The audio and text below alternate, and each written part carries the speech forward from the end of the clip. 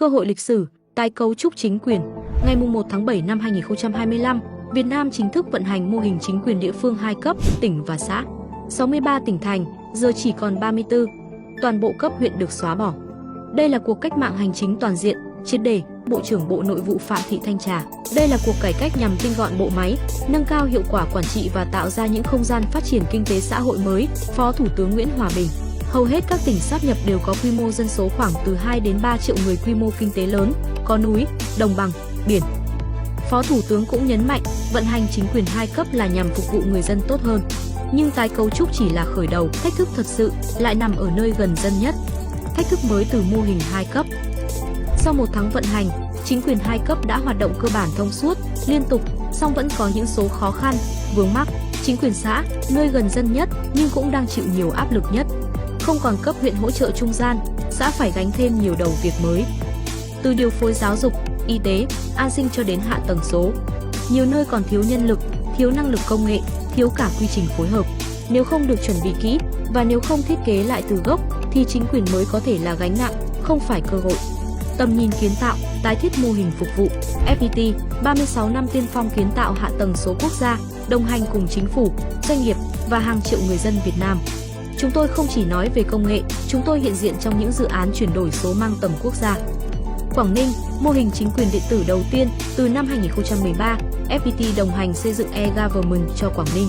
Đến nay tiếp tục triển khai trung tâm hành chính một cấp, tích hợp eID, xếp hàng online và xử lý thủ tục xuyên ranh giới hành chính.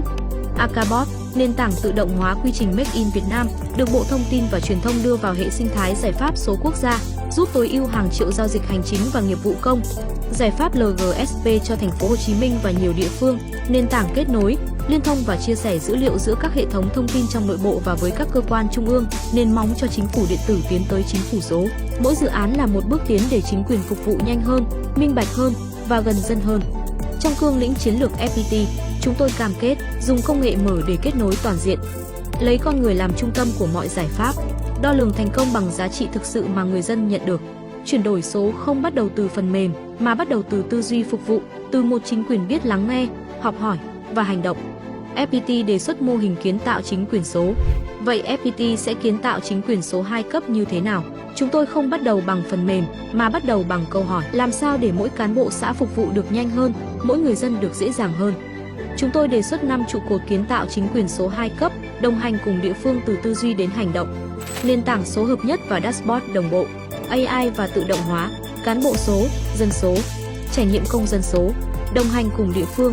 Chúng tôi không đứng ngoài, chúng tôi đồng hành, từng bước, từng xã, từng người dân. Để đạt mục tiêu đến cuối 2025, chúng tôi đề xuất 10 sáng kiến có thể triển khai ngay, mang lại hiệu quả tức thì và lan tỏa lâu dài.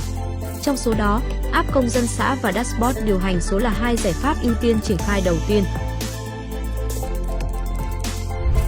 Chuyển đổi số không bắt đầu từ phần mềm, nó bắt đầu từ tư duy phụng sự, từ khát vọng đồng hành và từ nơi gần dân nhất, chính quyền xã.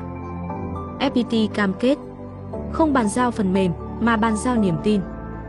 Chúng tôi không chỉ số hóa, chúng tôi tái thiết chính quyền không giấy tờ, không rào cản, không khoảng cách. Chính quyền số 2 cấp bắt đầu từ hôm nay, bắt đầu từ FPT.